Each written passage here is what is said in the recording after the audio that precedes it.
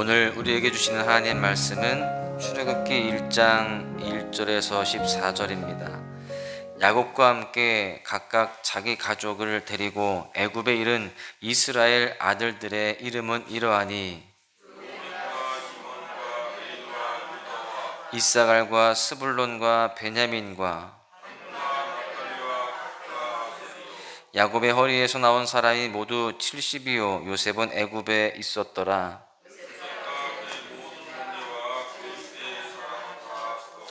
이스라엘 자손은 생육하고 불어나 번성하고 매우 강하여 온 땅에 가득하게 되었더라.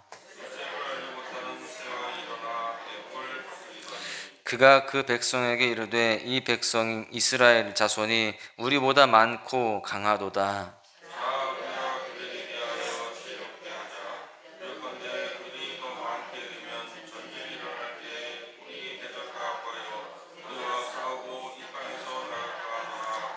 감독들을 그들 위에 세우고 그들에게 무거운 짐을 지워 괴롭게 하여 그들에게 바로를 위하여 국고성 비돔과 라암셋을 건축하게 하니라.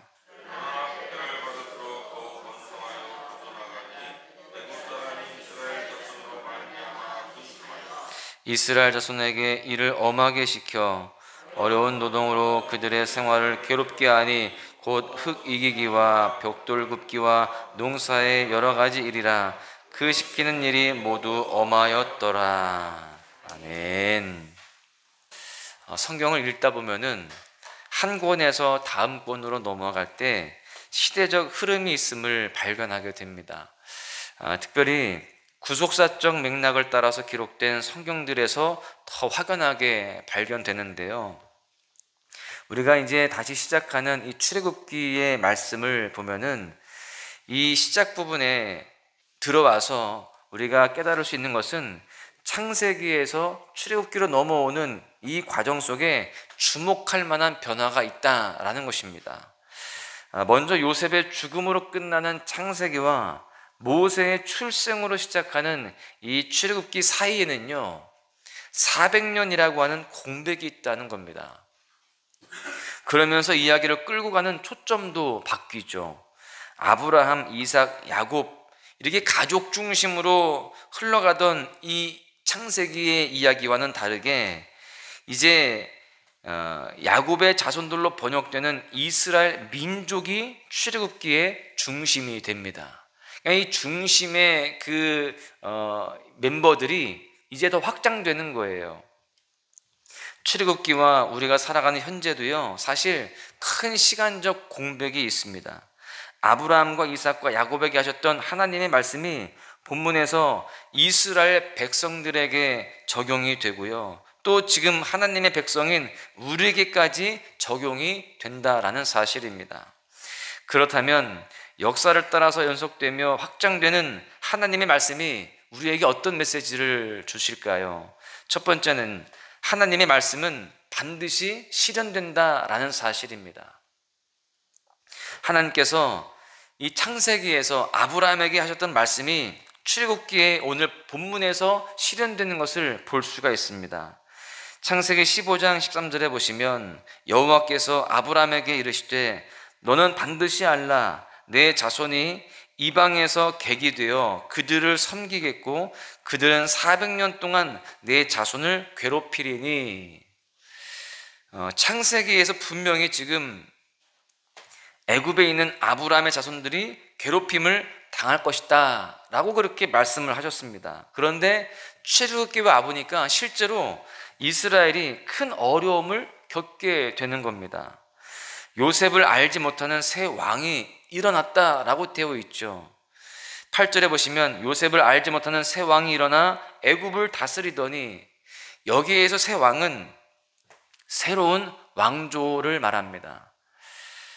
요셉과 우호적이었던 이전 왕조를 무너뜨리고 다른 혈통의 민족이 왕조를 세우게 돼요. 그러다 보니까요 이전 왕조와 가깝게 지냈던 이스라엘 민족을 부정적으로 바라보게 됩니다. 그러니까 왕조가 바뀌게 되면서 이 이스라엘 민족, 요셉의 후손들은요 낙동강 오리알이 돼버리는 겁니다. 거의 왕족과도 같은 그런 대우를 받았던 야곱과 요셉의 후손들이 이제는 오히려 밉상이 되게 되는 것이죠. 특별히 이 이스라엘 민족들에 대해서 새로운 왕조가 바라보았을 때 위협적으로 보여졌습니다. 본문 9절에 보니까 이스라엘 자손이 많고 강하기 때문에 10절에 보니까요, 두렵다라고 그렇게 말하죠. 그래서 그 두려움의 씨앗을 제거하기 위해서 이스라엘 백성들을 괴롭히기 시작합니다. 12절에 보니까 학대와 같은 노동에도 애굽 사람들은 걱정을 떨쳐내지 못해요. 그렇게 괴롭히고 또 괴롭혔는데 여전히 근심하게 됩니다. 처음에는 두려웠는데 이제는 두려움을 넘어서서 끊임없이 근심하고 있는 겁니다. 사실 여기에서 보시면요, 학대라고 하는 히브리어 원어는 싫어하고 역겨워하다라는 의미를 가지고 있는데, 근심하다라는 뜻은요, 소름 끼칠 정도로 싫어하다, 혐오하다라는 뜻을 가지고 있습니다.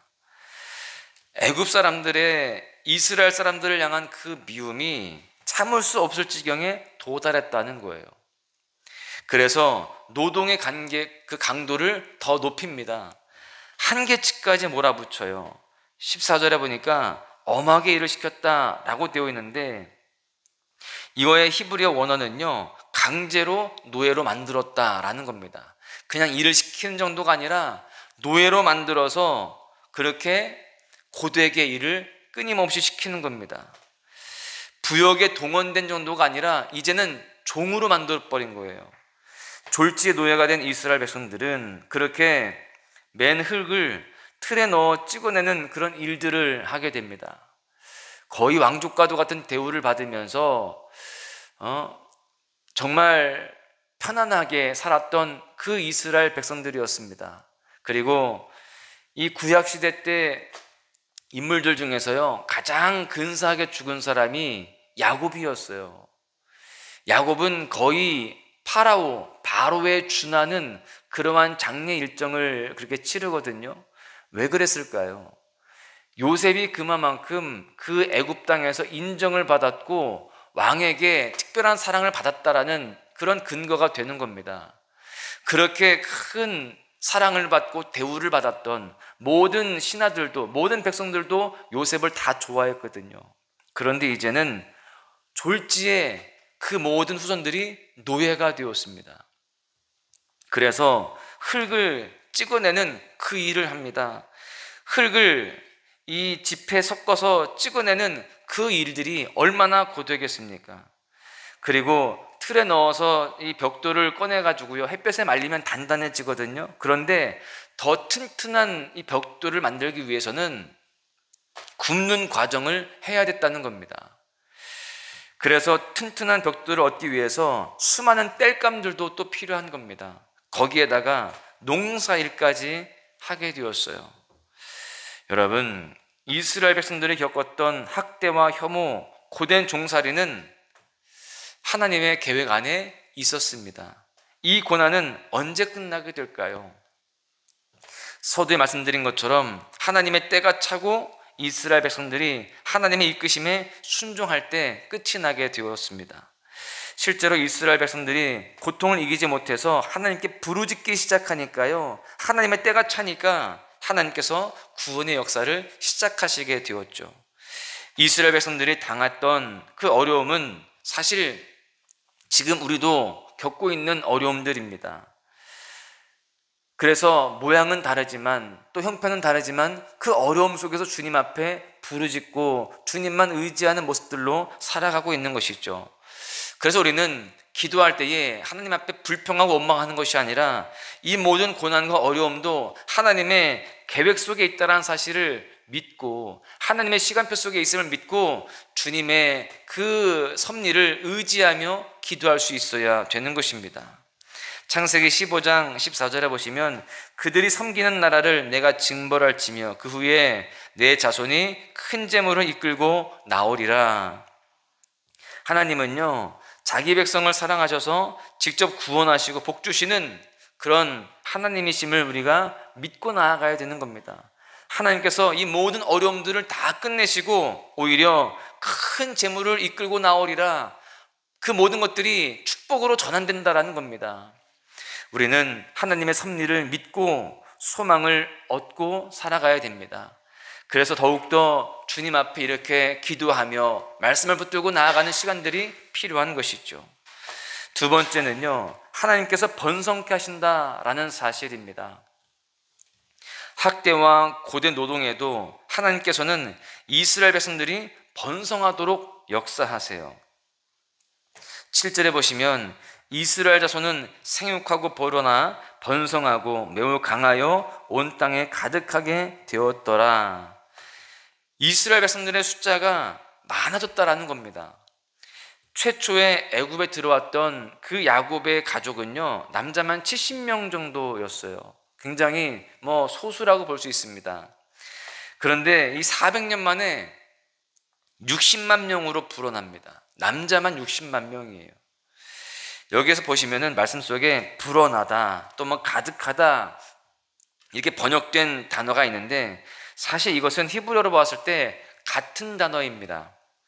일반적으로는 사실 이것을 사람에게 쓰진 않아요. 사람의 숫자가 불어났다, 또 가득했다, 이건 사람에게 쓰는 단어가 아니었습니다. 어느 때 쓰는 거였냐면 곤충이나 개구리와 같이 급속도로 번식하고 폭발적으로 새를 그렇게 불리는 경우에 쓰는 단어였다고 그래요. 무슨 말입니까? 이스라엘 백성의 숫자가 그 정도로 어마무시하게 폭발적으로 불어나게 되었다라는 겁니다. 심지어 숫자만 많은 정도가 아니라 강한 민족을 이루게 되었습니다.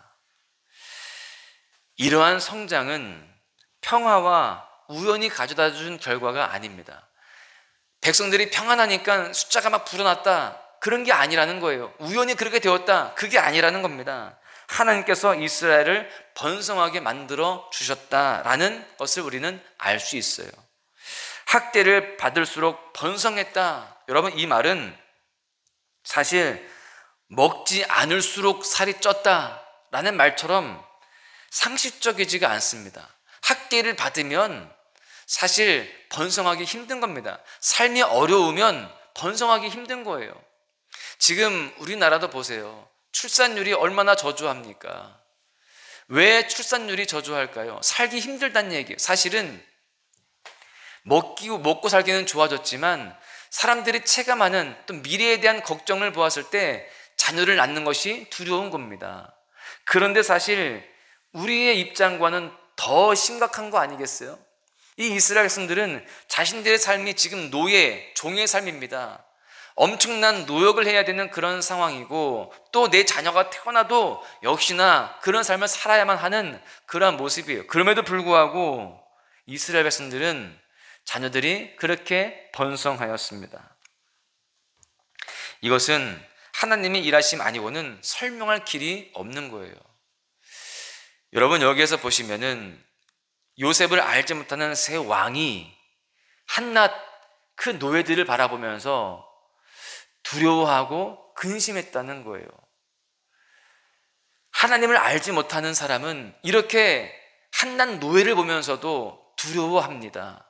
그런데 하나님을 아는, 하나님께 부르짖는 이스라엘 백성들은요, 어떻습니까? 노예의 삶을 살고 있지만, 삶이 고되지만 그럼에도 불구하고 점점 강하여져 가는 것입니다. 하나님 없는 삶과 하나님을 모신 삶의 차이가 이렇다라는 거예요. 우리는 비록 우리의 삶이 고되고 또 힘겹지만 하나님을 모신 인생으로서 어떤 상황에서도 두려워하고 근심하는 것이 아니라 점점 갈수록 강하여지고 또 존귀해지는 그런 삶이 되어야 할 줄로 믿습니다. 때때로 축복은요, 고난과 함께 오는 경우가 있습니다. 하나님께서는 미래가 불투명하고 희망 없는 곳에 생명의 기쁨을 더하실 수 있는 거예요. 저는 오늘 이 말씀이 오늘 이 시간 함께 하시는 우리 모두에게 임했으면 좋겠어요. 특별하게 그 말씀이 내 가슴속에 새겨지면서 어제의 고난과 또 오늘 내가 감내해야 할 그 어려움을 토로할 수밖에 없는 우리의 모든 삶에 새로운 힘과 용기가 되어줄 수 있기를 소망합니다. 비록 우리의 몸과 마음을 지치게 하는 일들이 있다 할지라도 내 인생이 학대를 받고 또 고된 노역을 하는 것처럼 그렇게 힘겨운 삶이라 할지라도 감당할 것이 너무나 많아서 버겁다 할지라도 하나님은요, 우리의 삶을 포기하지 않으시는 거예요. 감당할 수 있도록 도와주십니다. 오히려 우리가 그렇게 힘들고 어렵지만 우리가 믿음으로 이렇게 살아갈 때에 사단이 오히려 우리로 인하여서 근심하고 두려워하게 될 줄로 믿습니다. 하나님을 알지 못하는 사람으로 인하여서, 하나님을 두려워하지 않는 사람으로 인하여서 고통을 당하는 그런 경우들이 있을 수 있습니다. 시편 119편 71절에 보니까 고난당하는 것이 내게 유익이라 이로 말미암아 내가 주의 율례들을 배우게 되었나이다. 이 시편의 이 고백처럼 고난이 마음을 어지럽힐 수 있습니다. 그러나 우리는 그 뒤에 있는 축복을 깨달아야 할 줄로 믿습니다. 주님의 율례, 주님의 뜻, 주님의 섭리를 배우게 되어야 되는 겁니다. 사도행전 7장 17절에 보시면 하나님이 아브라함에 약속하신 때가 가까움에 이스라엘 백성이 애굽에서 번성하여 많아졌더니, 지금도 하나님의 때는요 다가오고 있습니다. 하나님의 때가, 약속하신 때가 가까울 때 우리는 더욱더 주님 앞에 바로 서야 되는 거예요. 이미 때가 다 가까웠는데, 지금까지 그렇게 몸부림치며 살았는데 여러분들 여기서 포기하면 안 되는 거죠. 이제 그때가 다 가까이 왔습니다. 조금만 더 믿음으로 이겨내시고, 조금만 더 믿음으로 기도하시고 말씀 앞에 순종하시면 곧 하나님의 그 약속의 성취가 우리 삶 가운데 이루어지게 되는 것입니다. 우리는 어떠한 상황 속에서도 하나님을 모신 인생이 되어서 우리가 하나님 앞에 더욱더 온전한 삶을 살아감으로 모든 그 어려움들을 다 극복해내고 승리하는, 소망으로 이겨내는 그런 삶이 되어져야 할 줄로 믿습니다. 오늘 하루의 삶도 주님께서 그 모든 어려움들 속에서도 하나님의 말씀을 실현하시고 더욱더 번성케 하시는, 더욱더 충만한 복으로 채워주시는 그 은혜를 다 누리시기를 주님의 이름으로 간절히 축원합니다. 은혜 아니면 살아갈 수가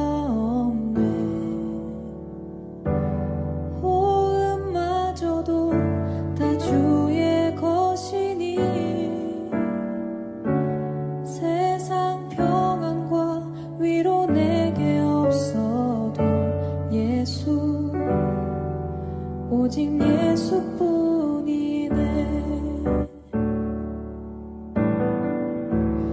은혜 아니면 살아갈 수가 없네.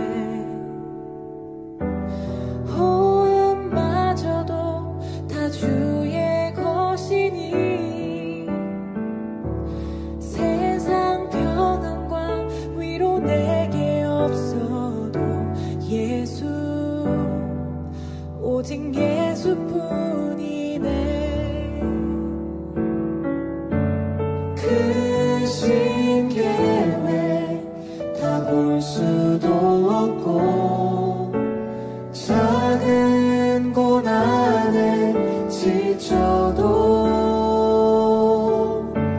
주께 묶인 나의 모든 삶 버티고 견디게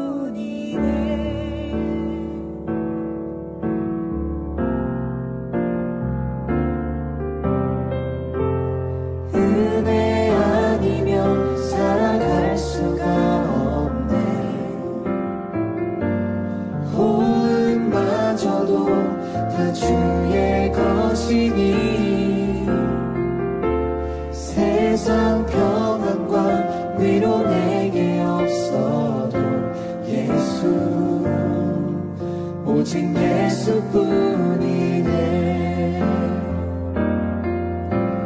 크신 계획 다 볼 수도 없고 작은 고난에 지쳐도 주께 묻기 나의 모든 삶 버티고 견디게 하시네. 크신 계획 다 볼 수도 없고 작은 고난에 지쳐도 주께 묻기 나의 모든 삶 버티고 견디게 하시네. 은혜 아니면 살아갈 수가 없네. 나의 모든 것 다 주께 맡기니 참된 평안과 위로 내게 주신 주 예수 오직 예수뿐이네. 참된 평안과 위로 내게 주신 주 예수 오직 예수뿐이네.